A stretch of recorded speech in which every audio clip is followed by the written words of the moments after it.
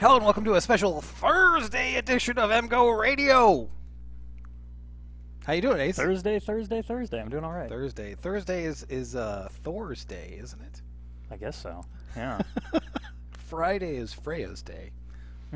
Yeah. Yeah, it's very Norse. Yeah. This is what you learn listening to the MGo podcast, MGoRadio, whatever. So Michigan plays Michigan State. And that's all we have to say about that. For a given definition of the word place. Oh, I forgot the sponsors. Oh.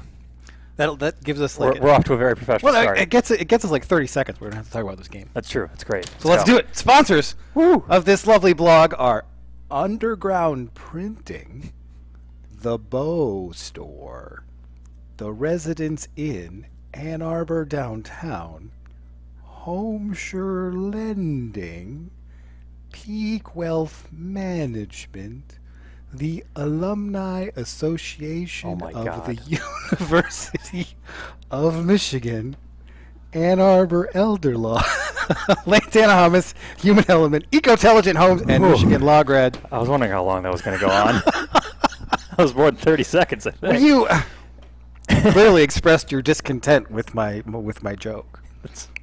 You know. And as a punishment, now we have to talk about the Michigan State game. Ah, crap. All right, so here's how we're going to do this. You are going to present a hypothetical bitch. Okay. You're going to pitch a bitch. I'm going to be like, do I agree with that or not? And it doesn't have to be your personal opinion. Well, yeah, almost none of these are going to be my personal opinion things in all likelihood. Things you've seen on the internet from bald men named Pete. Go. Pitch a bitch. Fire Harbaugh? I mean, that does not even worth discussion. Who said that? I mean, it's not really been fire. It's more just been like, or how about this? The heat is on Jim Harbaugh.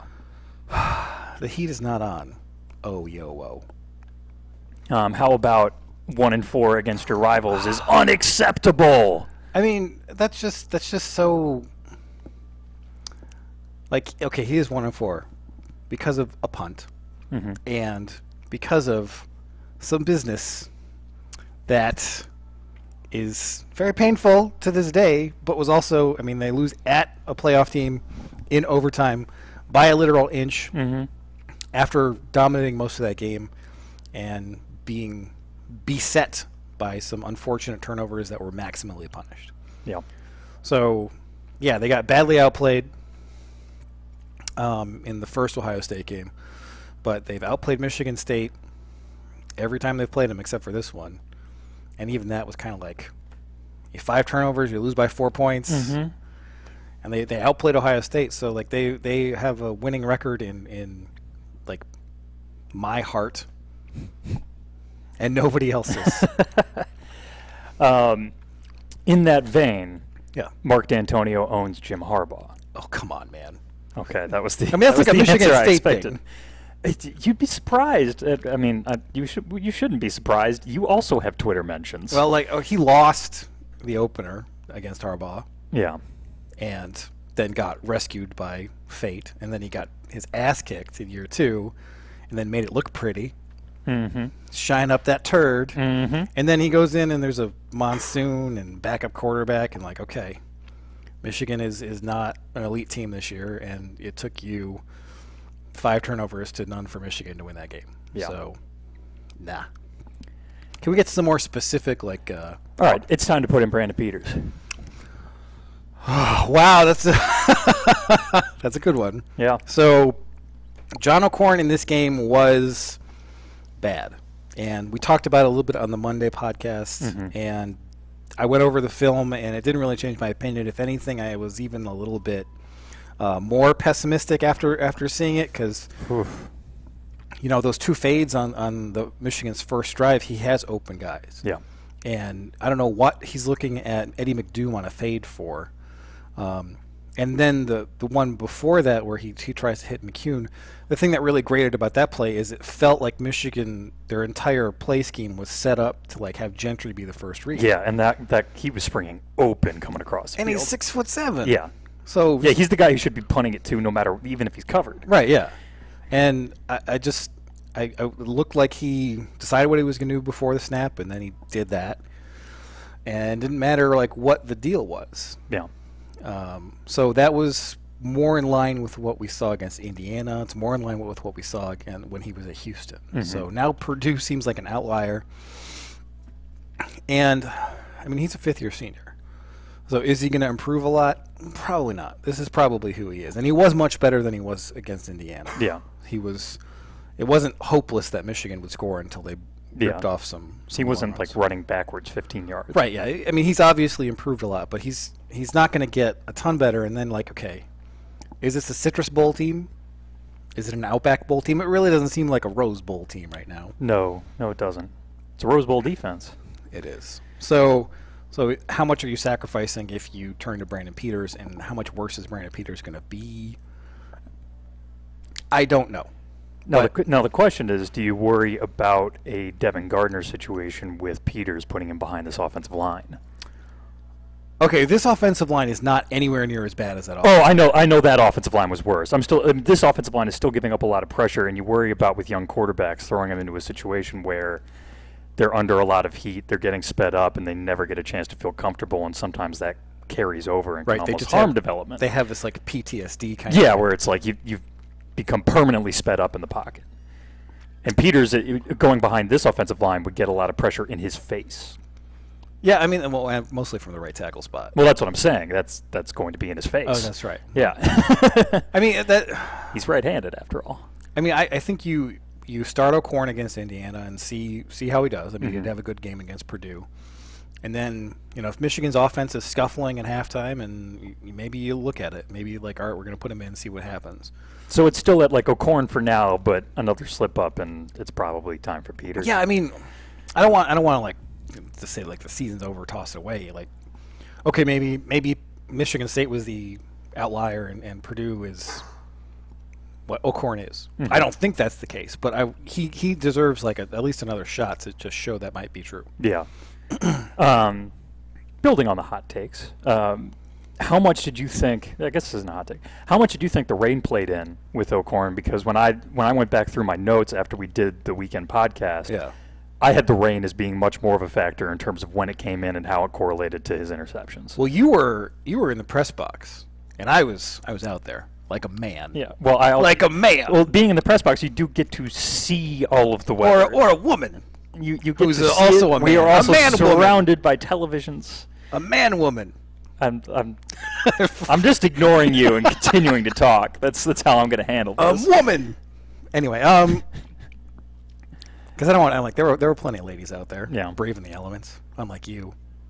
That's fair. I didn't think it was actually that big of a deal, except for like the monsoon section. Yeah. So there was that 3rd and 3 interception where he fumbles the ball and then he's just panicking and gets rid of it. I think that was mostly a terrible play call on 3rd and 3. Like it's a monsoon. You've been running pretty well. 3rd and 3, just try to pick it up. Yeah. And I think that interception is mostly because he puts the ball on the turf and he's rolling out and someone's in his face and he's just getting rid of it. And the third one was such a titanic overthrow that feels like it might have been affected by the rain. I don't know if you can. I mean, it's like 3rd and 9 or 12 or something, and he's taking a deep shot at Gentry to convert. Like you got to make that throw. Yeah. You got to take that shot because he is open. Yeah, he just missed really bad. Yeah, he just pulled the taco pants, and so like that's a fine decision, and like he was actually pretty accurate in this game. And I mean, he missed a couple throws. Mm-hmm. He was just choosing the wrong guys to go at. Right. Yeah, but like I mean, his receivers didn't help him out. Like he had a beautiful like fly route down the sideline to Crawford that went through Crawford's hands and hit him in the head, and I was like frustrated. Yeah. And then he had another bomb to Peoples-Jones that was a little bit too far outside, but that is a catchable ball. Like I didn't think that was a great throw, but given the wind, I think that's an acceptable throw. Yeah. So his accuracy was pretty good most of the day, except for that throw. So probably that was affected by the rain. But I mean, you can't just run on 3rd and 12 and punt. Yeah. All right, next one. Michigan should move Bradison out to tackle. Yes. All right. I mean, they should have done it a year ago. Before the season, yeah. But like, so you see Elizio, and Elizio gets pulled. And Bushel Beatty comes in, and his first snap, he gives up a terrible sack to a walk-on defensive end. And I'm just like, oh, God. Like, they must have seen this all offseason. I mean, there's a reason that he was behind Elizio, right? Yeah. Like, I mean, he was pretty good on the ground. I think he's a clear upgrade on the ground. And if they're about as bad as pass protectors can be, then you might as well play the guy who can run block. So, I mean, I think they're going to go with Bushel Beatty this game and maybe the next game, and then if they just get ham blasted because they can't pass block on the right side, who else are you going to put out there? You might put Stuber out there. He's a true freshman, but what else are you going to do? I mean, I mean, it seems like the best play is just to throw either Runyon or Ruiz in on the interior and kick Bradison out because yeah. And I talked about this in the UFR where it's incredibly frustrating to see this. Because you have Runyon, and you're confident enough in Runyon to like platoon him on Yeah, you're running him out there, and you're also running him out there at right tackle in the fall camp and this chunk of the spring where you're playing a guy wildly out of position just to get him out on the field. Meanwhile, you've got like a tackle-shaped guard. I mean, he's like a Bradison's a swing guy. He's a swing guy, right? So he's but Runyon is pure guard. That guy is pure. That guy, yeah. We thought he might be a center only coming out of high school. Yes. So at that point, why are you going so far to put that guy at a spot that puts him wildly out of position when you have another guy who makes way more sense there? Yeah, I was about to say that. Yeah, exact same thing. So yeah, I guess the next hot take is Tim Drevno hot seat. I mean, I am kind of feeling it. I mean, the nice thing about this game that didn't really come through in the like overall stats, but came through in the fancy stats, is that the run blocking was actually very, very good. Yeah. So everybody on the line except Elizio was significantly positive. Michigan's overall like blocking number was 68%, which is above our 66% Mendoza line. Mm-hmm. That's 13% better than last week against a defense that's probably better. It was a major step forward.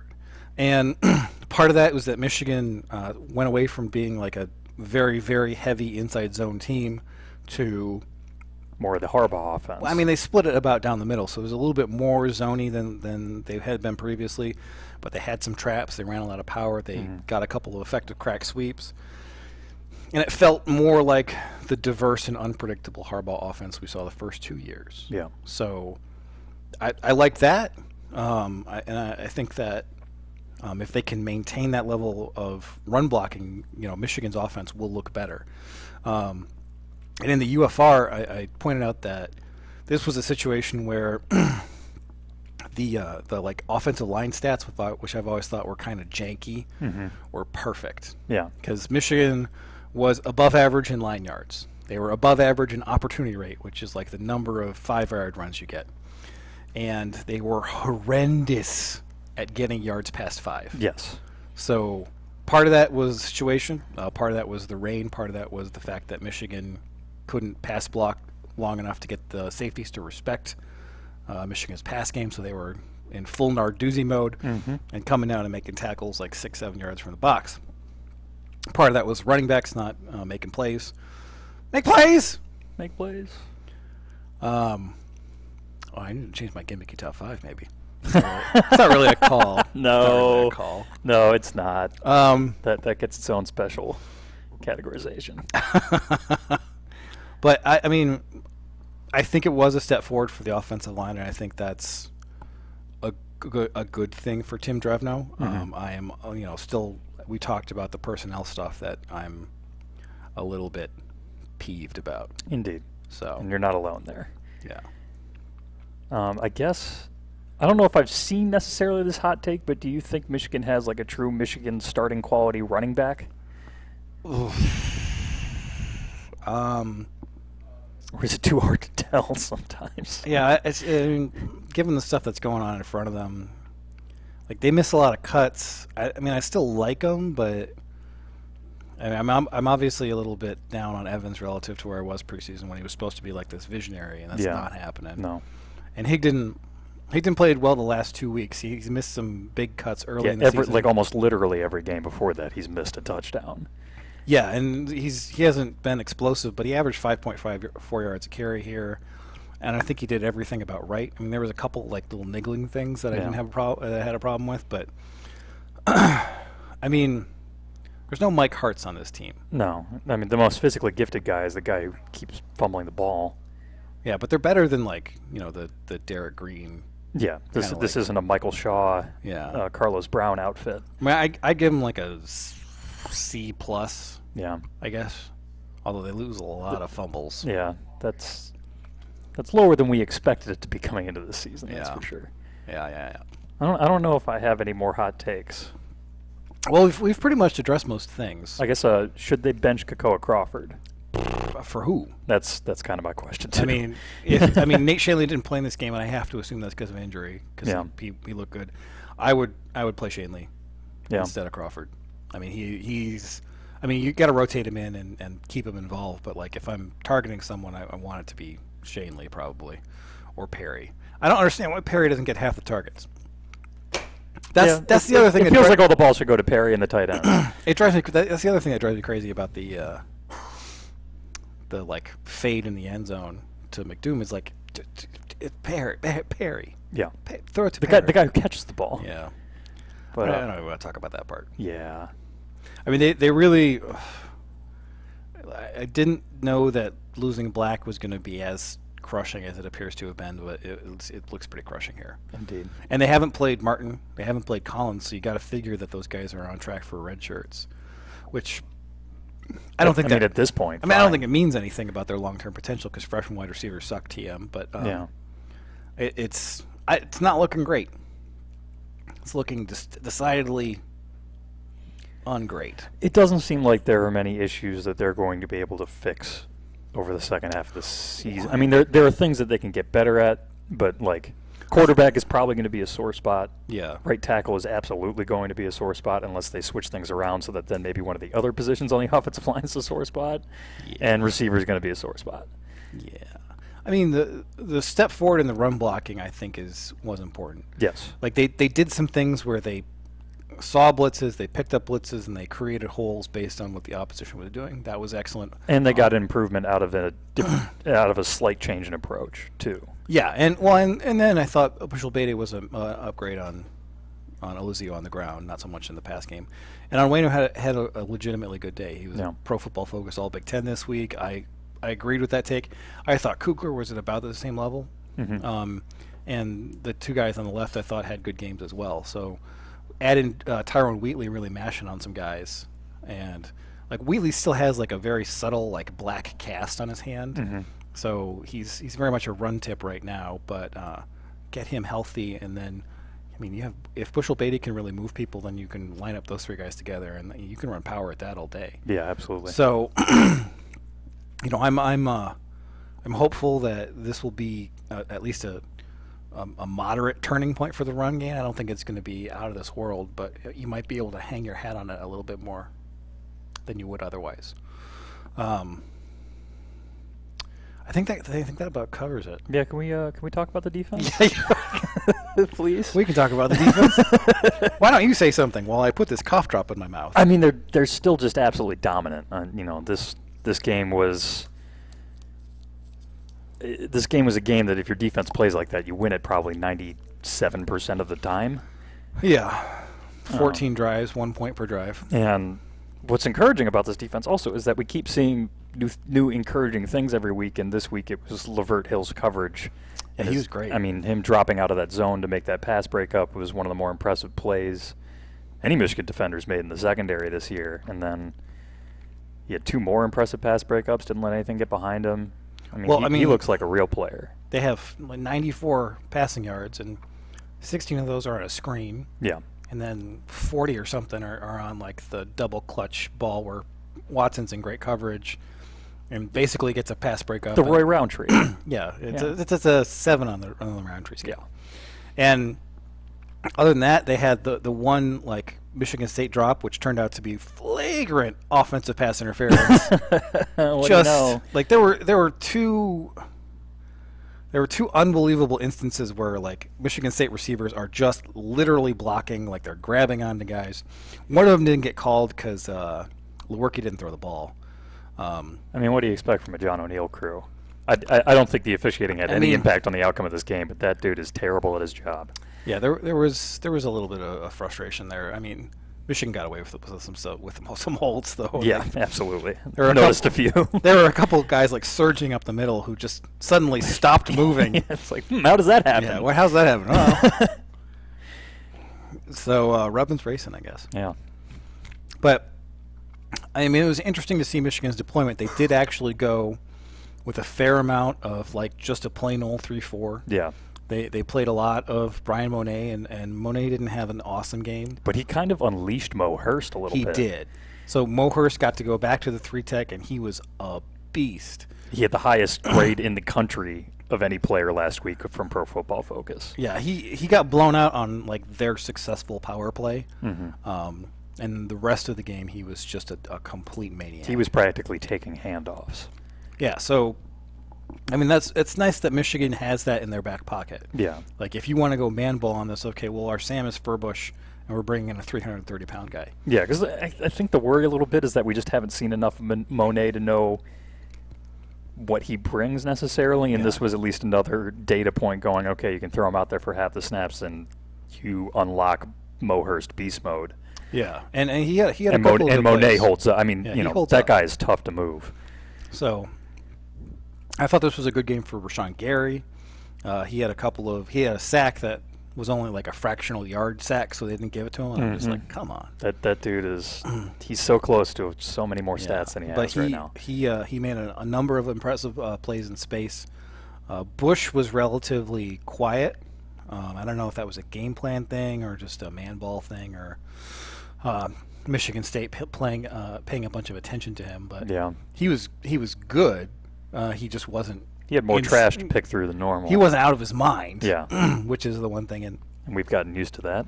So I did think that he on the big 50-yard run that they had, he did not scrape over Mo Hurst getting blown out. And maybe that's because he just doesn't expect that to ever happen. But McCray actually does a good job of like getting into the lead blocker and funneling it back to his help, and his help isn't there. So I thought that was mostly on Bush, but one bad play, maybe two more in a game is an acceptable rate. Yeah. I mean, the whole defense is kind of a Mo Hurst, the defense right now, where it's so good it's almost like a little boring to talk about. There's not a lot to say. There really isn't. They're still doing what they do. Yeah, they kicked the other team off the field in 3 plays. There's only so much you could say about that. Yeah. But that part was fun to watch. Yeah, I mean, I was like, okay, where's our defensive touchdown? We're really gonna need it in this one. Never happened. Didn't quite materialize. I mean, Lewerke had a rain-based overthrow. Yeah. And it just got over the hands of David Long, and I'm just like, I mean, that was this game, right? Like.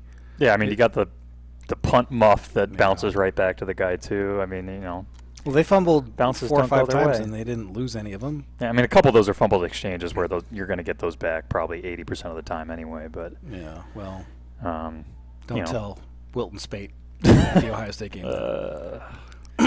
I mean, the fluck has been negatory, man. Yeah, it has not been great. Fumble luck, by the way. That's for our listeners. I knew what you were going for. I know you. I know you're hip. Yeah, you were. We're gonna have to get like a new 20-something. Yeah, I'm about to be 30, man. I'm exiting hipness in a hurry. Well, good. No longer making y'all feel unhip. Well. Or did that never happen? That's never really been. Okay. Oh, I feel hip today. I feel like I could go to a rave today. That's never happened, Ace. I've never done that either. Time's running out. Time's running out. Time ran out. Yeah, Time's over. Do you have that one house party you went to when you graduated college? Oh, I've got plenty from high school and college that I can go back to and go, I did my thing. No. I mean, the house party you go to after you graduated from college or you're in grad school or something, and you're just like, I can no longer go to these. Oh, but my experience is more. You're 24 and you go to a house party and you're like, oh my God, all these people are teenagers. It's. Do you still go to house parties? Well, it sounds like you do. It's because I'm from Ann Arbor, and people come back here. So a house party that people hold is usually more like 10 or 15 people anyway, and it's all people I know and grew up with. So that part's fine. So they're having beer pong on outside and sometimes, yeah, drinking, doing chill. I mean, Edward it's not 40 hands and stuff like that. Maybe not Edward 40 hands, but grab a case and hang out. That's not. But that's not a house party. So is there a cake? So here's the thing. I'm trying to explain. Okay, well you're not doing a good job. You're not letting me finish. So the options are either something chill like that, or going out and hitting the bars. I did hit my point of just going out and hitting the bars at night, where it's just I don't like doing this. This is not fun. Yeah. I'll go grab a drink with a few people, but I don't do the group en masse moving the whole bar crawl thing. Oh yeah. A couple years ago, I got dragged along on a bar crawl benefit thing, and by bar 3, I was like, "Why am I here?" I know this is for charity, but I don't like. How are you on concerts? Oh, are you getting cranky when concerts don't start kind of on time? To be honest, this was part health induced, but I got cranky with concerts starting in college, where the noise level and the amount of energy it took just to do it was I'll just listen to the album at home. Right. Yeah. And then you get there and it's the sound quality's way better. I'm just getting mashed by a bunch of people. Yeah. They're people walk by you and they give you a little bump and they're not trying to do it, but it happens 5 times in a minute, and you're just like, okay, where's my knife? Yeah. Did I bring my knife? I'm getting stabby. I don't even own a knife. Oh God. This is why I need a knife. All right, so this is why I don't need a knife. You're 40% old, and I'm 60%. Yeah, old. I'm getting there. But to be honest, the thing that I would have tapped out on, but I haven't because of my job, is live sporting events.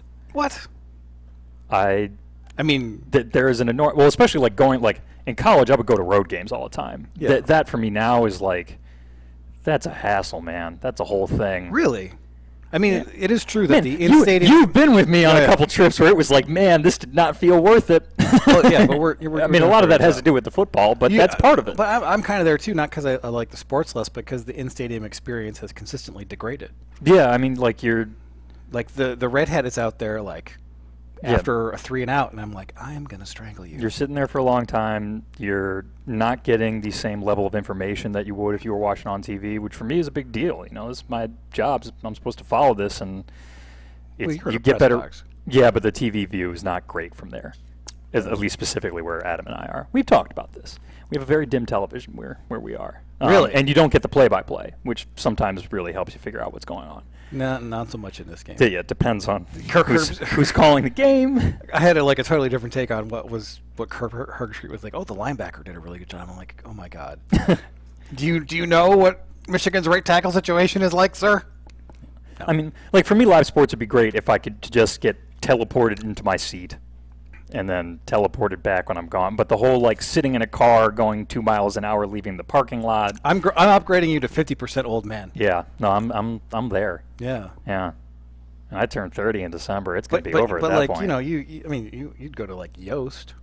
Oh yeah. So that's absolutely. That's not like a... If it's something that's walkable, but since I'm coming in from 20 minutes out, and then it becomes an hour when you include game traffic, that changes the equation. You're so old. You are so old. Yeah. All right. That's what on that note, we're going to take a break. We're going to come back, and we are going to talk about Indiana. I guess what we're so. going to do? Yes, sure. Indiana. Let me just tell you a couple things to keep in your mind while you're out there. When we take the field, we're going to win. We've got big goals. We've got big ideas. We've got to win this game, and there is no game on the remainder of our schedule more important than the one you're going down to the tunnel to play today. Now let's go. Let's go. Underground Printing is proud to present The Bow Store. Visit us at our new location at 333 South Main or online at www.bow.team.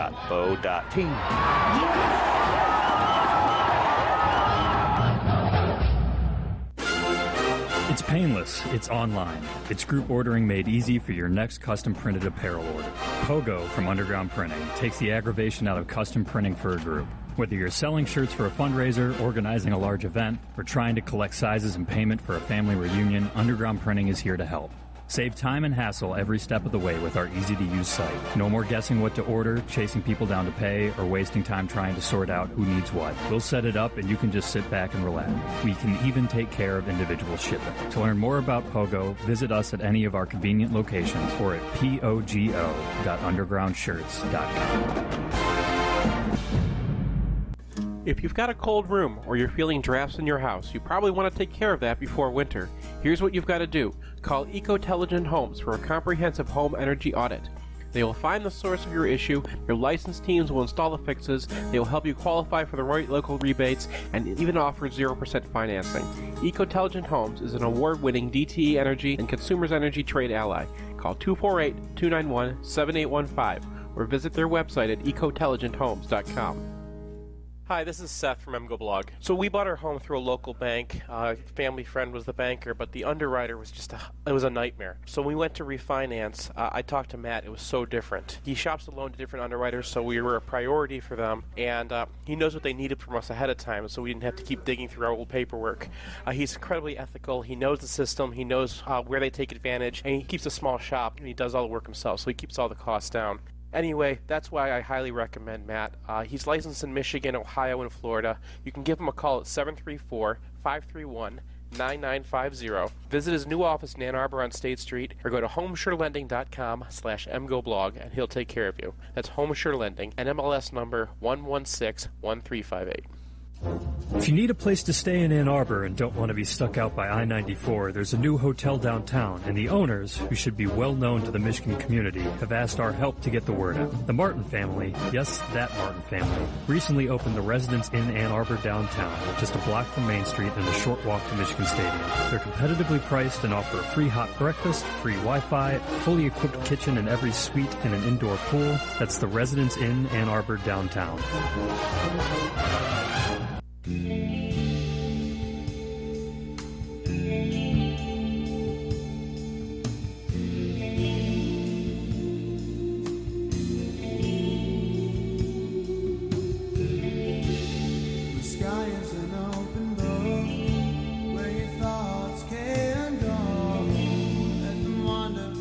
Wow, that's... Like it's a 0 on the rave scale.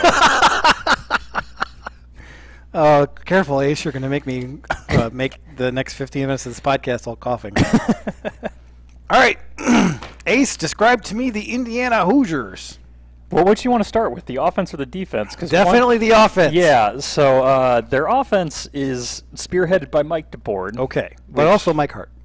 Yeah, so that, the Mike Hart part hasn't really shown up yet because their offensive line isn't good enough to allow me to even figure out if their running backs are good.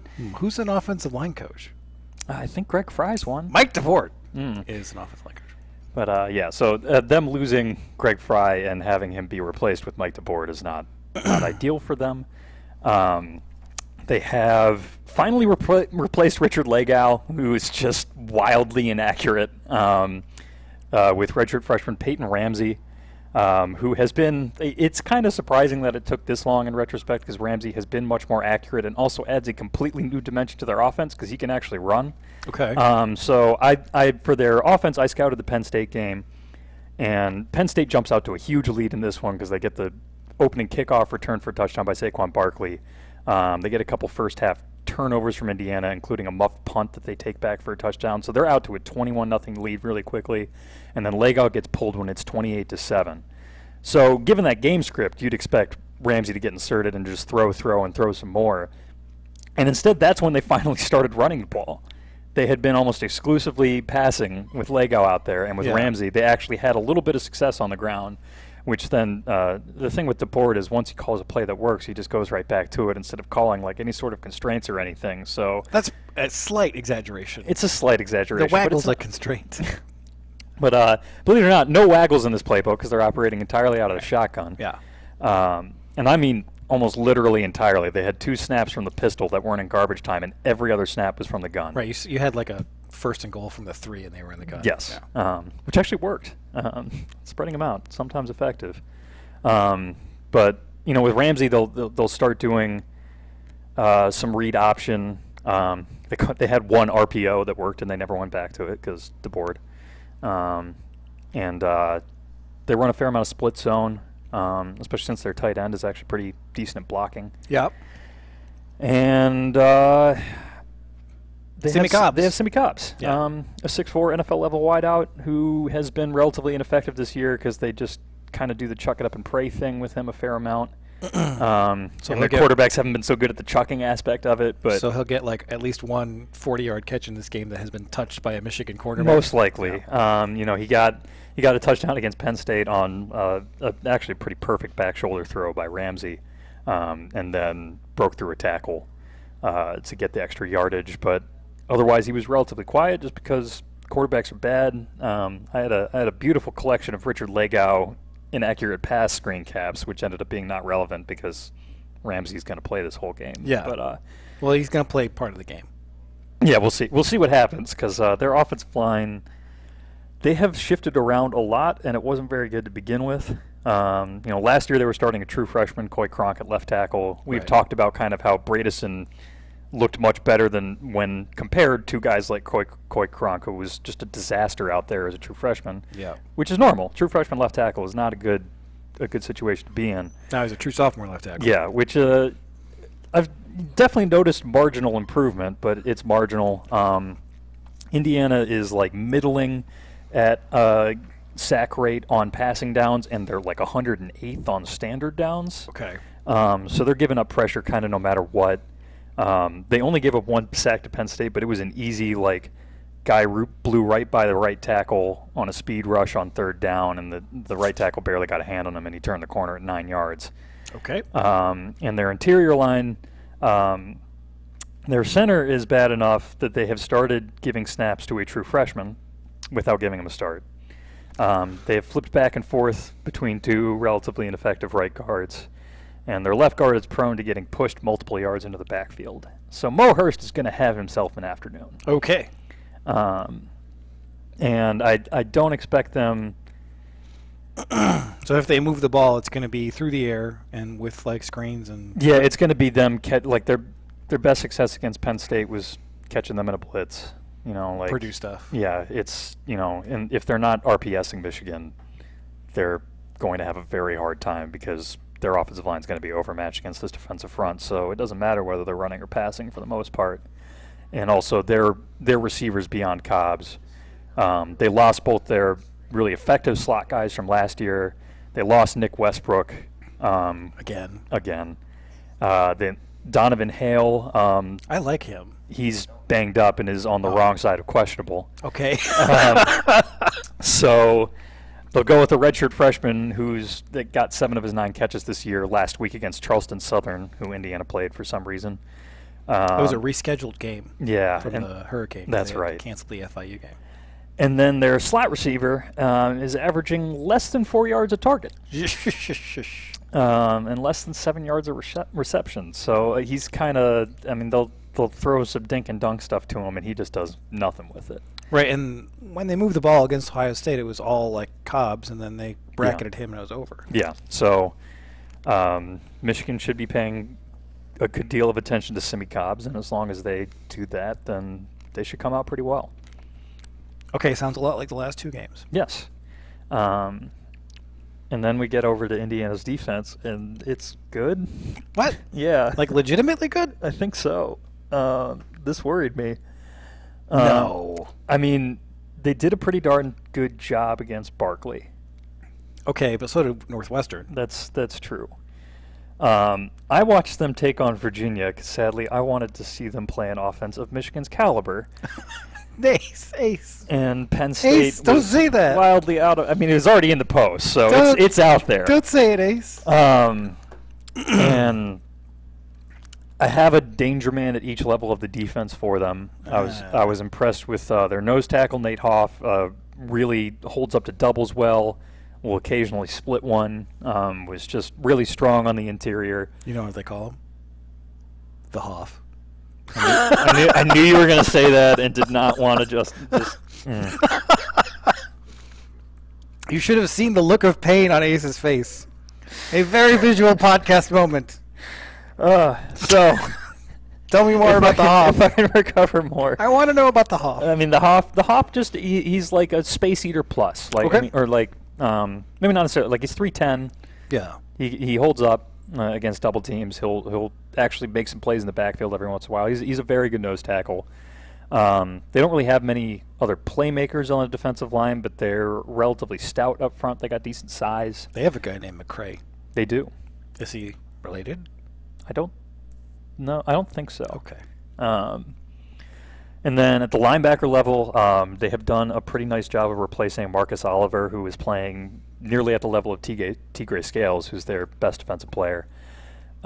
Chris Covington has stepped in, and it's pretty much been there hasn't really been any drop off there. And Oliver was a very productive player. Hello, hey Mom, I'm podcasting right now. Bye. I was trying to just talk through the ringing. I'm getting a lot of practice at just talking through it these last couple weeks. So they have good linebackers. I mean, they really are pure 4-2-5. So they're just playing the 2 inside linebackers. Scales and Covington are both a little undersized. They both run 230 pounds, but they cover a lot of ground sideline to sideline, and the D line is good at keeping them clean. So they tend to put up some pretty big tackle numbers and get to a lot of plays. And I actually think their secondary got a bit of addition by subtraction because their kind of up-and-coming hybrid space player, Marcelino Ball, is injured and probably not going to play. What? That sounds bad, right? Yeah. But Indiana returns 3 very experienced safeties who are not Marcelino Ball. They're not as talented as he is. He's a really promising athlete. He's in the wrong place a lot. Okay. So when he's not, they like to use him a lot as a blitzer. But when he's not kind of just told, like, fire in this direction and hit somebody, he's not great. And instead, God, you know a lot about this team. It's weird. I mean, now I've been doing this for years, dude. I know. The knowledge is just building. You just, like, have, like, a file on Marcelino Ball. Yeah. So, and I have a file on their 2 of their 3 safeties because I drafted them in Draft Again. So people, it's worth it. Their safeties, Fields and Crawford, were 2 of the highest graded coverage safeties in the Big Ten last year. They're pretty good in that role. And then Chase Dutra will slide in. Actually, it's strong safety. Tony Fields is a pretty good run defender. Will move down to the hybrid spot. And then Chase Dutra, who's a 5th-year senior, has started for them extensively over the last few years, is the guy they're bringing in on the back end, and he's pretty solid back there. So this is basically last year's Michigan defense with, like, downgrades at a lot of, like, the peppers type spots. Yeah, and they're missing their second corner, Ashawn Riggins, and I didn't get much of a chance to see his replacement because his replacement played against Charleston Southern. How good can you be? I'm assuming both corners are. First of all, Rashard Fant is really dang good. Like they have a number one corner who is legitimate. Didn't you draft him and draft again? No, I didn't, and I should have. Because we were skeptical of him a couple of years ago because he led the Big Ten with 22 pass breakups, and it was on a bad defense, and we just kind of figured that was a product of him getting picked on and getting picked on enough where he got his hands on a bunch of balls. But then he followed it up last year with either 18 or 19 breakups, and Virginia kept throwing the ball at him for some reason, and he was 5 for 5 on knocking away or just blanketing deep shots at him. Really? They shouldn't. It was a terrible idea to go at him. Their quarterback, when it was accurate, it was just getting knocked away. He had what was impressive to me was he had breakups on deep routes in both press man coverage and zone off coverage. So he's solid all around. What kind of world are we living in? I know Indiana gets into. And what was especially weird is I was almost as impressed with their second corner, but he's hurt now. So okay, we'll see. That's I don't know if Michigan will be able to take advantage of it because we're talking about Michigan's receivers who haven't done much this year, but Indiana's second corner may be a spot that they can just pick on. man-ball this or like pack in the tight ends and say that they only have 2 linebackers and see if you can. Just I think that's the way you have to go about it because otherwise you're asking for it. Yeah, I mean you're asking for you're asking for. The good thing is they don't have a strong pass rush. They're not great at generating an organic pass rush. Does that matter though? Remember Purdue came into the game with 1 sack? Kenny Willekes got 2 sacks last week, so it hopefully won't be overwhelming, but but they're good enough on the back end where you're asking John O'Corn to complete a bunch of passes against a team that's going to be relatively sound in coverage. I think I'd rather see Michigan just go man ball. Yeah. But I'm here we are. I'm expecting this game to be a rock fight. Yeah. And I do think Michigan. I should expect to win this rock. Yeah, because Michigan's defense is a couple levels above it. Like Indiana's good, but they're like top 25 good. Michigan is top 3 good. And what's the spread in this game? Have you? I think it's something like Michigan -7. At least it's what it opened at. Wow. I wouldn't be surprised if that's been bet down. Kind of a reality check there, lords and ladies. But no, I'm really expecting this to be an ugly game because I think Indiana. I don't see really how they move the ball against Michigan without just breaking a couple random plays. Yeah, and Simi Cobbs is very capable of doing that. Yeah, there's going to be like a Simi Cobbs touchdown drive. Yeah, and then much else. But every other matchup on that side of the ball, and especially the coaching matchup, skews so heavily in favor of Michigan that I'm feeling pretty good about that. You're like more down on Mike DeBoer than I am. Man, you're like super. Well, I keep having to watch him in the years since he's been at Michigan, and that doesn't help. He got a restraining order for a reason, Ace. So yeah. Do they have any teams that are special or are they regular teams? I mean, not particularly. I mentioned they had a muffed punt return that Penn State returned for a touchdown. How are their specialists? Griffin Oaks is a good kicker. Oh, that guy. Yeah, he's been around for a while. I think he's had he had a bad year in there somewhere, but he's 5 for 5 this year. Okay.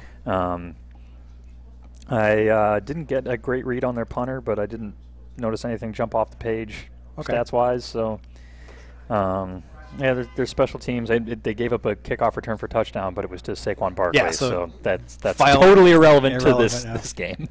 I mean, the kick did land at like the 3, so we might see Michigan have to return a kick, unfortunately. No. So, yeah, that's a notable thing. We might see Michigan have to return kickoffs.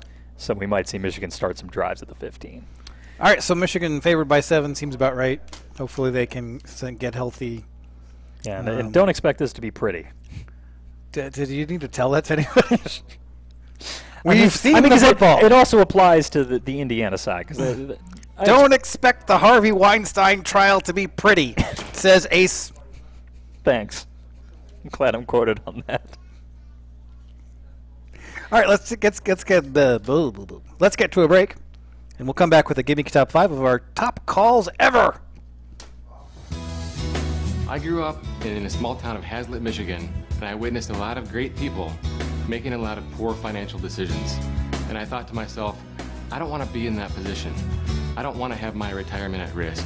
Over the last 17 years, my team has developed and refined our process, which helps people understand what's important to them and what they value most. And because people don't have pensions anymore, we're adding in multiple income streams during retirement. At Peak Wealth Management, our goal is to build long-lasting relationships, and we do that by building trust, by showing our integrity, and letting them know how much we care. And that's one of the most important things we do here at Peak, is understand your goals and help you get there. The places you'll go may seem far from Ann Arbor. From San Francisco to St. Louis to Shanghai. But as members of the Alumni Association, we're never far. Because Michigan is more than a place. It's a mindset that connects us. For those who leave Michigan, but for whom Michigan never leaves, this is where you belong. The Alumni Association of the University of Michigan. Join today at umalumni.com.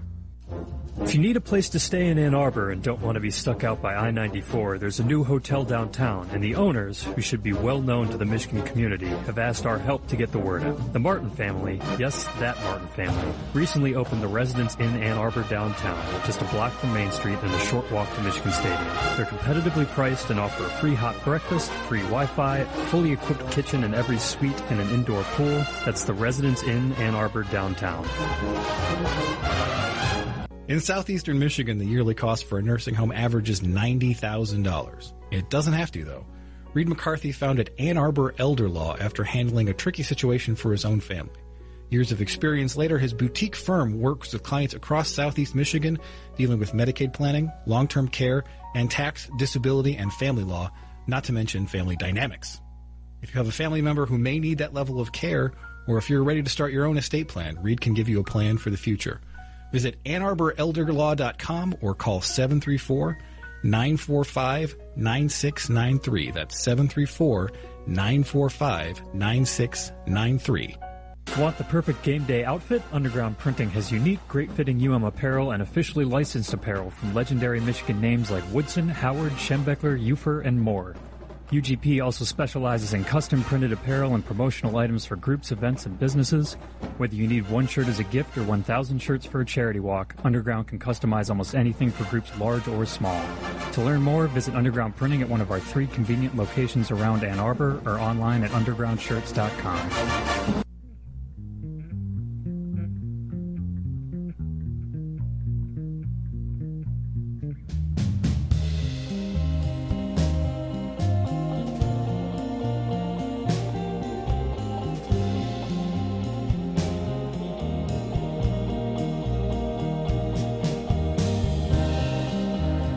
Yeah, man. That's a 1 on the rave scale. That's still a 0. It was more ravey than the last one, but we're really talking about the least ravey song of all time. That's still like Nick Drake level, man. Oh yeah, no, I mean, like it's a scale, man. You gotta have. It's a scale. You know, it's a 1 out of 10. There's a price tag on the part of the hummus. Oh no. Read. As you can tell if you watch this on YouTube like a complete crazy person, we've moved the hummus, and it is time for us to tell you about Lantana's white bean hummus with a pine nut and herb topping. It is delectable. I enjoy it. Yeah. It is not made of kittens. Which we have learned is the most important thing about Lantana hummus. If the feedback from our advertising is involuntary marketing campaign. We're good at those. They keep giving us money to ruin their marketing people's lives. It's working. It's working. The problem is they're going to eventually have to actually make that their catchphrase. I know. And then they're going to really be in trouble. They're going to be like, we it's made from real beans and not kittens. We've made a terrible mistake. We hitched our wagon to the wrong people. This blog has ruined my life and my career. But we do sell some hummus. I hope their marketing people don't own cats. Just come home and they get Wait, bitter. No. Just reminds them of the thing that's driving them crazy in their work life. I hope people who aren't Lantana hummus don't own cats, because we know what happens to those. That's a good point. Check out all of their flavors at lantanafoods.com and find it at Bush's, Kroger's, Meijer, or check your local grocer. How you doing, Ace? Doing all right. Gimmicky top 5 time. So we have a you first segment coming up, and it just occurred to me that I have a segment that's like a thing that's called UFR. I didn't mean it to be like an inadvertent you for tribute, but I'm glad that it is. It works. So we have Dr. Sapp here. If you're on camera, wave Dr. Sapp. He's hidden by a bow tie. Oh, you can see his hand. Okay, good. So we thought we would do our top 5 calls of all time, and I wanted to spread it out. So there's one from each candidate here. We also wrote these up while sitting here prepping for the show. Right, So and these are not going to be comprehensive. And Sapp knows everything that has happened in sports since 1972, something like that. So he's just gonna look at us and be like, "Oh, this is terrible. This amateurs. is the worst list." I only have one. No, I have 2 Michigan plays. It's gonna be like, you know when we had Bruce Mate on? Yes, and our list paled so badly. And it was like our greatest there's dumb things we're proud of. Yes, and he had. And mine was I answered a quiz bowl question once, and he was like, I set up a prize fight when I was in 3rd grade. He starts off with a better story than any we've ever told on the show. And yeah, so he's never coming back on. No, you're not allowed back, Bruce. Sorry. Can't show up. Who are we? We're the hosts. Yes, we are. All right, Ace. Okay. Your number 5. My number 5. It's as much about the play as the call. Okay. But kind of end of basketball games, I love the way you get kind of the build. Yeah. And so Marv Albert was calling the game when Trey Burke hit the shot. Oh, which shot? The shot. Oh, that shot. Yes. And there's nothing particularly spectacular about the play-by-play call. It is Marv Albert. But it's Marv Albert calling one of the greatest moments that I've witnessed of a sports team that I root for or not. And I actually happened to be watching this game on TV, which for a lot of these I wasn't necessarily, especially for Michigan sports. So that one sticks because I actually took that one in live. Do we have that lined up there?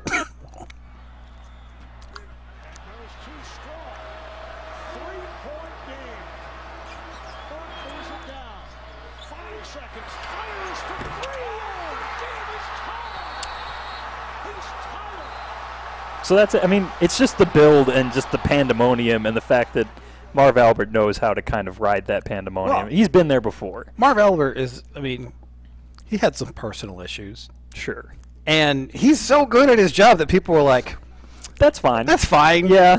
Wrist slap, we're going to bring you back. Yeah, you're you are just inextricably tied to the NBA playoffs.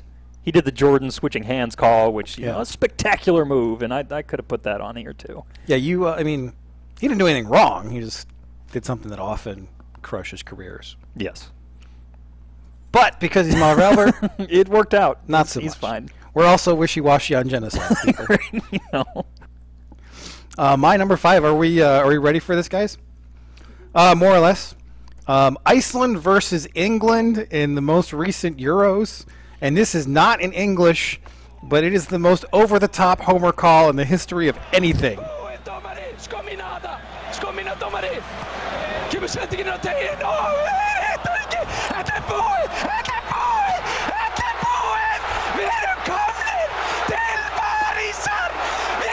This keeps going.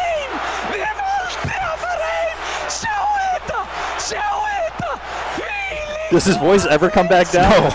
He still talks like that. So there's U.S. announcers are never that over the top. They've never just died. Gus Johnson kind of every once in a while. Not quite to that level. When it's a national team and you're Icelandic or the Egyptian guys who just made the World Cup, it's a totally different realm of just I'm throwing away any pretense of objectivity, and I am just... Yeah, here that's frowned upon, but there that, when you're the size of Wichita and you make the World Cup, you get to scream as much as you want. Don't bring that up. Sorry. God damn it. Hey, you're the one who brought Icelandic soccer into this. I know. Maybe I'll move there. Maybe I'll be an Icelander. They won't take me. I know that for a fact. Ace, you're number 4. Speaking of Gus Johnson, this was kind of him introducing himself to the world, but the insane UCLA Gonzaga finish with Adam Morrison, where he just completely loses his mind. inside, the freshman up, and they go in front. Rivio, last chance to dance over Unbelievable. Oh, what a game. Unbelievable. What a game. UCLA. Unbelievable. Are you kidding me? So, I mean, pretty standard fare Gus Johnson, but that was kind of like the first time that he became super notable for that. Yeah, I can't deal with Gus Johnson haters. And he has a lot of haters. He really does. And it's just like, dude, this is supposed to be fun. Right. And he clearly has a blast. Yeah. And, and you can't say that about every announcer that calls a game. I mean, he fires you up, man. I'm like, I'm watching a Gus Johnson game. And if I'm watching, especially if I'm watching a tight game where I don't have a rooting interest, I want Gus Johnson on that call. Yeah. Because he will raise my interest in a football game just because of the fact that he is announcing it with that level of passion. Yeah, he was terrible at soccer. They made him do soccer. Yes. No, my number 4 is a mean one. Uh-oh. It's a good mean one, though. Oh. It is Don Crick. Oh, yes! The Notre Dame announcer. I just made more noise than Don Crick did. After Jeremy Gallen catches the pass. Quarterback's the Michigan football team, and he's a poor thrower, but on the run. Screw you, He's buddy. a dangerous man. He's one of the great runners in college football. And Notre Dame making sure they've got their speed rushers in there. Darius Fleming, Steve Filer coming off the edge. Second down and 10 for Michigan after 20 down by 3. Here comes the rush. Bernard Robinson steps up, throws a long ball, a wide open receiver. This is incredible. Michigan's going to score. This is hard to believe. Also, he went out at like the 15. Goes out of bounds on the far side of the field. 2 wide receivers right, double tight ends are in the game. They're not going to run it. They have to throw it down by 3. Robinson drops, takes a look. Here comes the rush, throws to the end zone. Incomplete. Wrong. The crowd goes crazy. There's a penalty marker down, and he did catch the ball. Did he catch? We have no signals. I've not seen a touchdown. Touchdown's been signaled several times. There's a guy like doing this in the end zone. Also, 111,000 people doing that too. So yeah, that was a mean one. I'm sure he's a great announcer, so but good. You know, so good. He can get bent. Ace, your number 3. So this one does not actually have audio. It is from when Keith Jackson did his final, the Texas USC national championship game. Yeah. There was a point where the camera cuts to a Texas defensive lineman who's a true freshman, listed at like somewhere in the neighborhood of 300 to 320 pounds, and a big boy. And Keith Jackson, just off the cuff, he's got a zillion Jacksonisms, and he just goes, if he keeps eating his cornbread, he'll be man-sized one day. And me and my friends who were watching that game, like, we say that to each other all the time. Like, that line has just stuck to where I can say it verbatim off the top. If you just say the Texas USC #1 line, it's the cornbread line. Okay. But it was just, because this dude was very man-sized already. Right, yeah.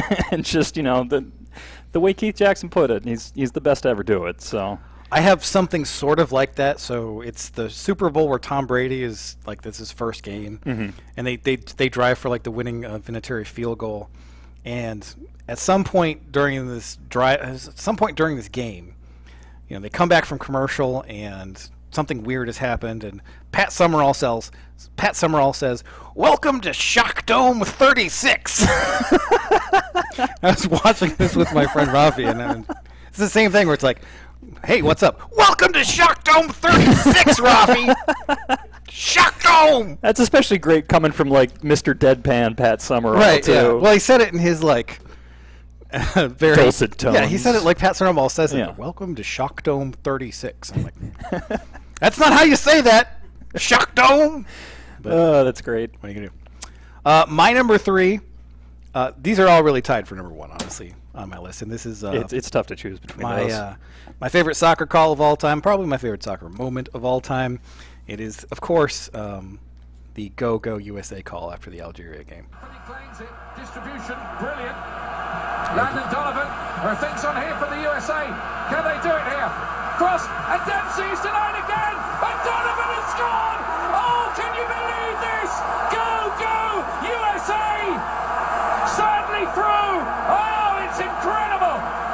You could not write a script like this. Oh, fuck you, Sunil Gulati. I knew that was coming. Man. Now I'm all broken up. Hey, you've done that twice to yourself here. Terrible. Anyway, Ace, your number 2. This one I was not watching, but I love this call so much. It's on, like, growing up, I and even still occasionally, like, I loved watching highlight reels of dunks. And the Send It In Jerome dunk call by Bill Raftery is just the best. Oh, God.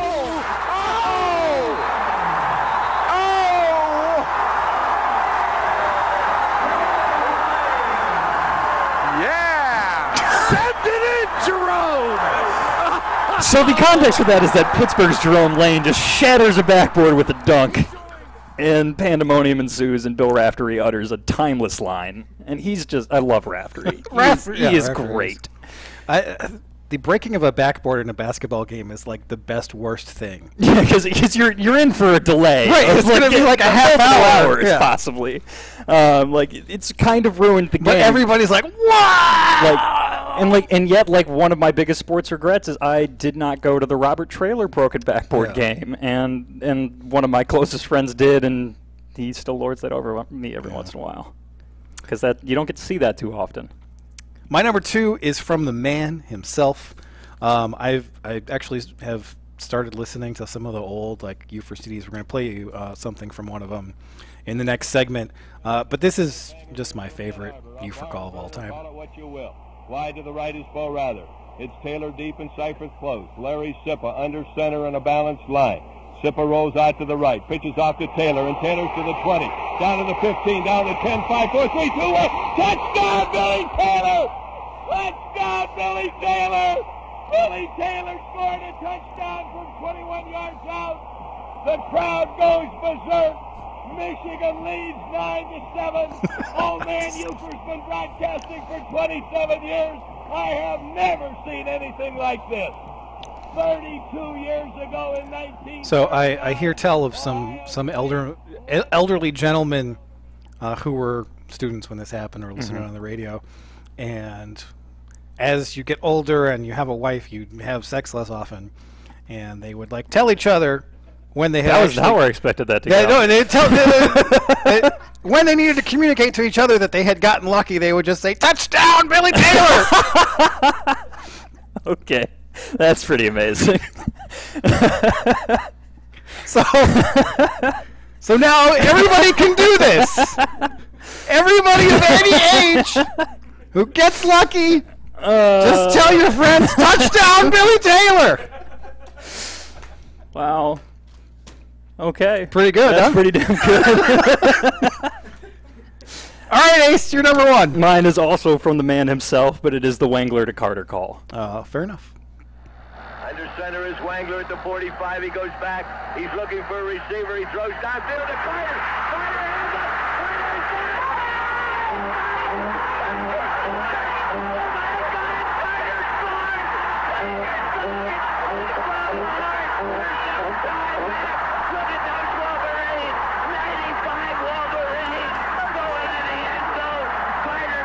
I never know when to cut these UFO clips off. We still haven't hit the they don't care, they don't give a damn about the extra point. Let it ride. The human torpedo. Got the pass. Bo Schembechler is looking up at Fielding H. Yost in football's Valhalla. And Bo Schembechler says, "Thank you, Fielding Yost. Thank you, Fielding Yost, for that one." Look at the crowd. You cannot believe it. Michigan throws a 45-yard touchdown pass. Johnny Wangler to Anthony Carter will be heard until another 100 years of Michigan football is played. He was not wrong. It all happened. You're listening to it. I hope you can hear me because I've never been so happy in all my cotton ticket 59 years. All I've seen, I have broadcast 347 ball games. I've never had one like this. The play again. They put the ball on the 45-yard line. Then Wagner went back to his own 45-yard line. Carter went streaking down there, went in and caught it at the 15. A man hit him at the 10-yard line, dove into the end zone. Michigan wins 27-21. They aren't even going to try the extra point. Who cares? Who gives a Oh, yes.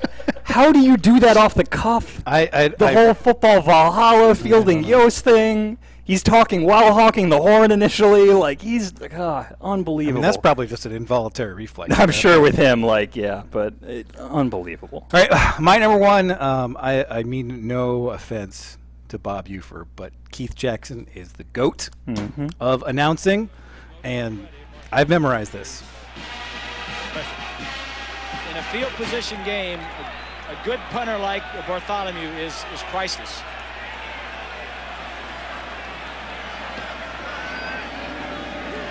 Snap is low, but he gets it out all right. Oh, my goodness, look at this. He runs Woodson all the way back to the 22-yard line.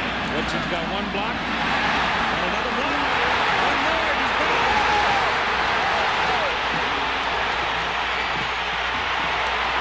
Touchdown. No flag.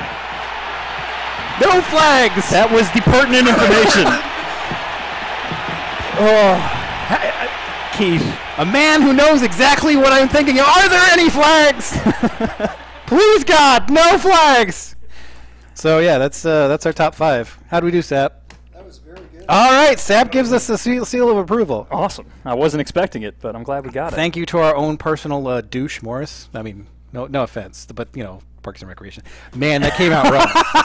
That really came out wrong. I did not say anything because I was like, what is happening? We like you, Morris. Thank you. Isn't the douche on-air talent, though? Oh, he is. Yeah, it's Ira and the douche. That's true. But they've got their guy. Are you Ira I don't remember the douche? I guess you're the douche.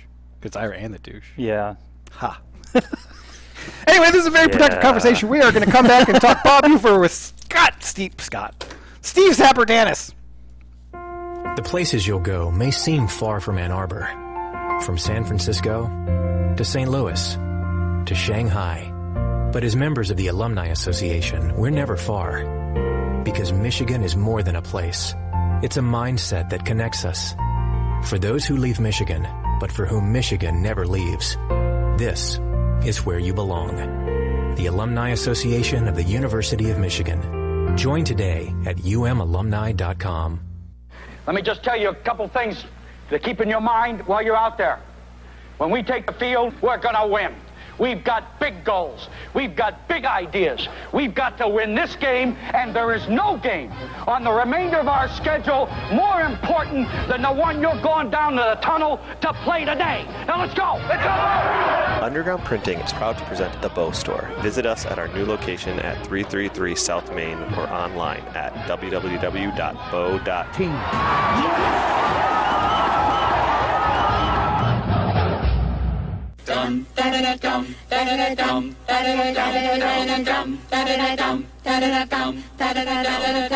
If you find yourself on the wrong side of the law in Ann Arbor or around Metro Detroit, you want a Michigan man in the huddle. Call former prosecutor and now criminal defense attorney Jonathan Paul at 248-924-9458 or visit his website, michiganlawgrad.com.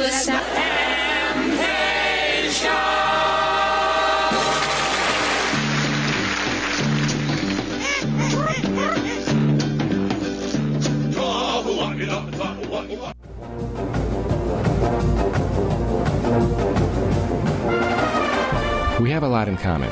You rode the bus to Bursley, so did Larry Page, and so did I. And we all love MGO Blog. I'm Nick Hopwood, your MGO financial coach. My entire family went to Michigan State, but I was the smart one, finding my way to Ann Arbor to study econ. I've been a financial planner for 17 years, earning the designation Certified Financial Planner, and founded Peak Wealth Management in Plymouth. I know you're pretty smart, and you probably have a sweet retirement spreadsheet already. My job is to make sure. As a financial coach, I make sure you're on track, or if you're not on track, I tell you exactly what you're going to need to do. And if you listen, I'll be able to tell you how your future should look, just like the knowledge. And I have cool charts and graphs to tell the story, sort of like the mathlete.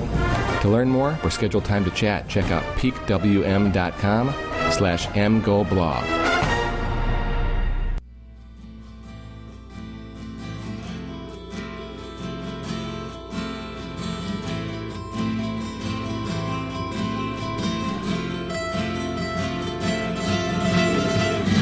You're doing right, but now you're on the other side. But now second of 3? Yeah, it's about a 3. Yeah. Yeah, it's a 3. That's a good 3. I mean, it's not like It's nowhere close to ravey, but No. it's not like ambient. That is correct, Ace Anbender. My voice is giving out. So how you doing, Sap? Good. Glad to be here. Thanks for having me. This is Dr. Sap. Are you a real doctor? My wife says no. Oh. That's should have brought leave that it up. Well, we obviously I've told her that, you are... Anyways. What did I have to do with this? I was just kind of being funny. You can't just okay, he's leaving me hanging.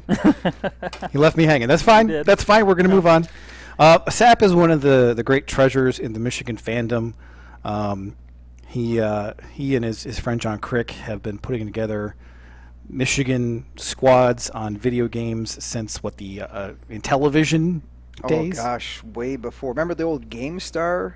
No. Yeah, there was we bought all those original video games and the original random generator games that we were all into that. And so occasionally we have need for some part of ephemera from years past. I think we asked you for the game day before the 2002 Washington game. It's like, oh yeah, I got that. Yep. So and I did. You did, and part of Michigan's institutional memory, and so we want to talk about Bob Ufer. We couldn't think about anyone better to bring in to talk about it than you. Cool. And actually, the impetus for this is I'm driving down to Kentucky for Christmas this year, and I've had these Ufer CDs, but I've never actually put them in. And I'm like, all right, well, I'm driving down by myself with my kid, and we're gonna throw it on there, and so I'm listening to I think it's called Ufer 5 Decades of Michigan Football. Correct.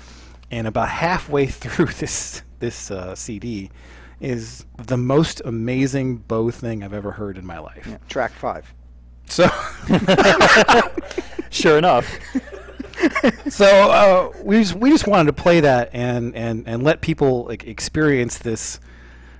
I mean, it gives you every insight into both the personalities of Ufer and Bo that you could ever want. Million people on TV, 88,000 So this is the 1973 Ohio State game, 4. The famous kick that was good. Right. It is snapped, it's spotted, it's kicked, it's end over end, and it is good. No good. Oh, no. What? Why is the reverb? I think that was a little bit of extra added. And when he saw that field goal at Ohio State ruled not good, and he said, no. That's exactly the way he felt. It is. We taped the pregame show on Friday afternoon. Right. He comes into my office, and the first thing I say to him is, you aren't going to like this, Bob. What's the matter? I said, Leach is out.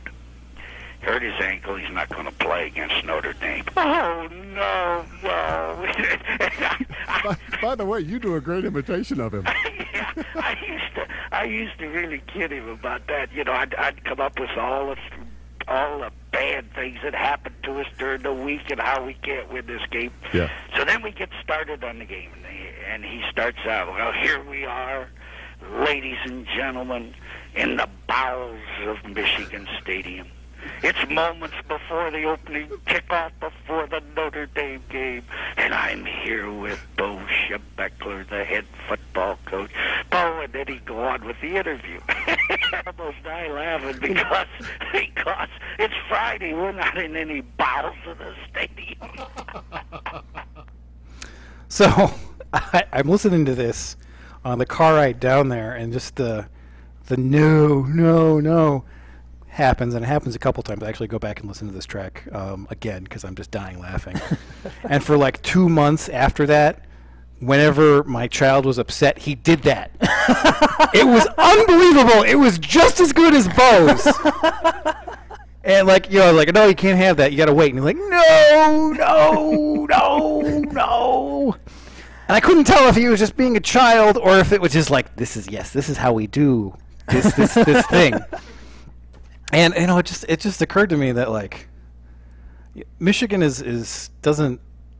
I mean, this is the only thing that Michigan has this, and a lot of other schools do not. Some of them have similar play-by-play guys in their past, but nobody like Ufer. Yeah. And nobody who brought that emotion. And like, I just don't think people bring up like calls from defeats from 40 years ago. Right. Only Bob Ufer. He made them memorable, and that's and he did it for 4 decades, and that's the other thing too. A lot of people just remember him from the 70s, but this was going on way before that. And I can remember Don Canham basically calling him a pioneer, and Keith Jackson said the same thing. I mean, when you have a guy that where the fans at the stadium would bring a pocket radio. How's this for dating? Yeah. They bring a pocket radio to listen to Ace. To your point, they'd want to hear the calls. There's nothing over the PA system, but Ufer gave you all the stats. So they were listening with their radios at the game. To your point, my dad, when we went to games when I was growing up, he would bring a pocket radio because he went to Michigan when Bob Ufer was doing radio. This doesn't really happen in other fan bases, but when I was growing up, the same thing happened where like they had half the people going in the stadium would have like a radio call. And it wasn't Ufer anymore, but that was just like part of the culture that Ufer had given Michigan football. It was an amazing gift, and his everlasting legacy when you think about it, because like I said, you relive the defeats almost as much as you do the victories. I mean, I've felt that recently. Quite recently. Twice this week. I mean, I've made that a couple of my ringtones, and what? That call? Well, not that particular one, but that's some dark stuff. If you ever do that, it goes. You should put that on your wife's phone. It goes one of my friends had the Wangler to Carter call as his ringtone, and then we were hanging out with one of the Ufers, because his family all lives here, right? Yeah, and so we knew a granddaughter. Good name drop. And she's like, good ringtone. It's like, oh, this is embarrassing. I gotta say, I think one of the coolest things was I showed Billy Taylor how to make that call his ringtone on his phone. Did he do it? So he did it. Okay. Nice. So that's actually my Billy Taylor. When Billy Taylor calls me, I hear touchdown Billy Taylor. Now that's a good name. Also, now it's just going to mean something. It has a totally different meaning now after this podcast. I just ruined everything. You've got a whole generation of fans who just want to change that reference, maybe. Touchdown, Billy Taylor. It's called hitting. I guess it's called hitting Pater. That's a little bit different reference. Do we have more clips, or was that it? I got this whole 79 clip. The 79 clip? We already played. Oh, which we already played. Okay. What we are going to do is, because Ace is our chief enunciator. Oh no. We are going to give him a list of things that Ufer has said, and he's going to try to say them. All right. See how this goes. I have not read these. And you have not. You tried to look at them, and I was like... I started to take a peek, and Brian deboed that. And you got to... I mean, you don't got to, like, do a Ufer impression. No, that's good, because mine's terrible. But you got to give it something. Oh, yeah. There will be some enthusiasm here. Yeah, okay. I won't be... Don't talk to, like... taking the slow I talked to a customer service rep at Blue Cross Blue Shield. Perfectly nice woman, very monotone. Don't be her. I will not be her. All right. Going down that mod sod like a penguin with a hot herring in his cummerbund. Nice. That whirling dervish Gordy Bell who could run 15 minutes in a phone booth and he wouldn't even touch the sides. Pretty good, yeah. Prejudiced? Partial? You better believe I am. Michigan football is a religion and Saturday's the holy day of obligation. Wait a minute. That's not... You didn't... Better believe. Believe? Yeah. Sorry. That caught me. I haven't read these yet. I know, but... Better believe I've never seen believe. This is for written everything. apostrophe leave. You see? This is already throwing me off. Oh, my God. His enunciation. What happened? It's falling apart. Running through that Buckeye line like a bull with a bee in his ear. All right, yeah.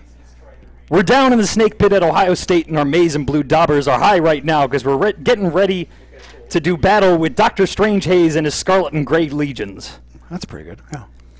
These cotton-picking maize and blue eyes watch Johnny Wing and Wangler and Anthony the Darter Carter combine for the greatest single play in the 100-year history of glorious Michigan football. That's the last one on the list, and I think I did all right. Good, yeah, good job. Although you had that like moment in the middle where you just kind of like he threw me for a moment. You lost your whole. It was the believe. I mean, thing. you're reading that, and he's doing that off the cuff. That's that's the crazy part. That was all in his head. He's not doing all of that off the cuff. I mean, he had a lot of stuff scripted, but that stuff he was ad-libbing.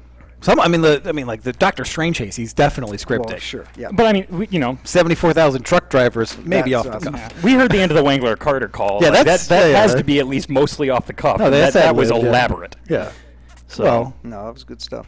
There are geniuses in the world. Yeah. I remember Bo asking Brandstetter at the end of the Michigan replay, "What is a Valhalla?" That may have been the first time Bo had ever heard that. Do you have a favorite that we haven't mentioned yet? Well, of course, Rick Leach was my favorite player growing up, and when he scored against Ohio State in 1977, that was I've got the play memorized. Ricky Leach rolls out to the right, he cuts back in, he's going in, he scores, touchdown. See, that's like the customer service rep that I had. That was a little bit flat. It was a little bit. I mean, it's fine. He's a doctor, everybody. Yeah. Do we have that?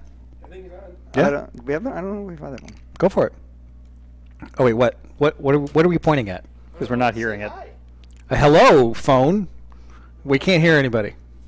Oh, guys. Hey, how you doing? God bless your cotton picking maize and blue Michigan heart. Wait, stop! Just a second.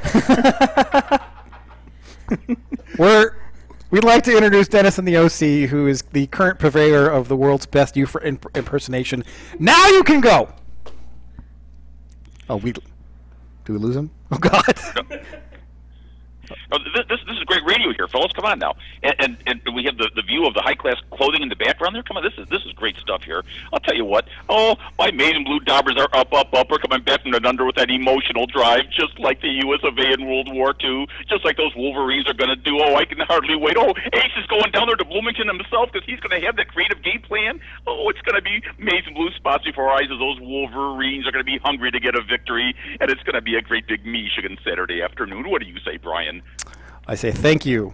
Thank you, Fielding H. Yost. Well, Dennis is a resource just like you. I mean, not everybody can just all right, we need our Ufer impersonation guy to call up, and thanks to Dennis we have that. Thanks, Dennis. Well, you're welcome, and you guys do a great job on the show. Keep up the great work, and I remember in the Notre Dame game of '78. Oh, Butch Wofolk fumbled, but by God, he recovered himself. And those Wolverines might have fumbled on Saturday, but by God, they're going to recover themselves this weekend. And it's going to be a great big 2017 season after all, especially that last weekend of the year when we nullify the Buckeyes. I can hardly wait. Thanks, Dennis. I hope he's right. I hope he's right. Oh, certainly. I have no concerns about anything in that game, especially not the offensive line versus Ohio State's defensive line. I predict a 75-2 victory. Pessimistic, in my opinion. All right, we have one more Ufer thing that we're going to give to you as your outro. Thanks for coming along and talking to us at Dr. Sapp. We will see you guys next week, as long as we can get this queued up. It's a very professional podcast. Under center is Wangler at the 45. He goes back. He's looking for a receiver. He throws downfield to Carter. Carter hands up.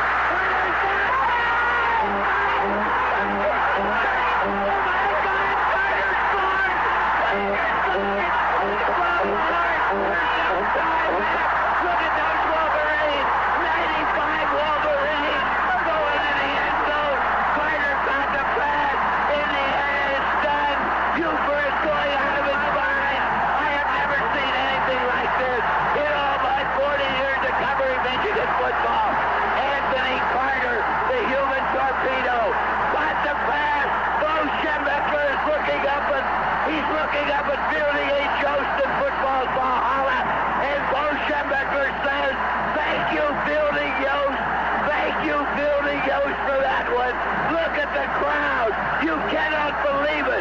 Michigan throws a 45-yard touchdown pass.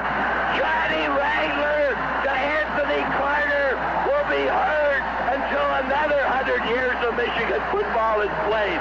Right here it all happened. You're listening to it. I hope you can hear me because I've never been so happy in all my cotton picking 59 years. All I've seen, I have broadcast 347 ball games. I've never had one like this. The play again. They put the ball on the 45-yard line. Then Wagner went back to his own 45-yard line. Carter went streaking down there, went in and caught it at the 15. A man hit him at the 10-yard line, dove into the end zone. Michigan wins 27-21. They aren't even going to try the extra point. Who cares? Who gives a damn? Let's pause for the men who have brought you this tremendous homecoming game of 1979 over this very rich with tradition, 100 years of Michigan football over the Michigan football net. Did you really look up into football's Valhalla and thank Fielding Yost twice? What is a Valhalla? That is the great beyond. That is where all great coaches go and put X's and O's on black. There's only one man that could adequately describe that play, and that's Bob Uecker. Wasn't that beautiful? Yeah, that was something.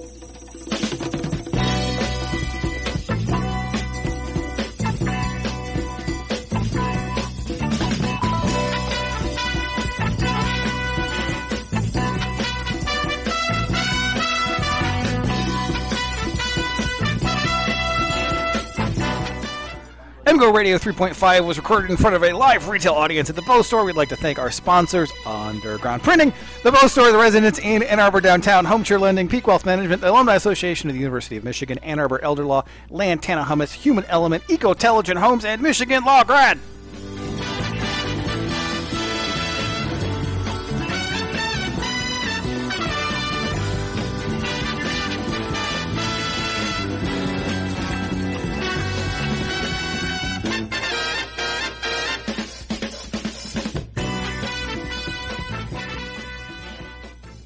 Who's got it better than us? Nobody! No, no, no, no, no, no, no. Okay. No, no, no, no. That's exactly the way he felt.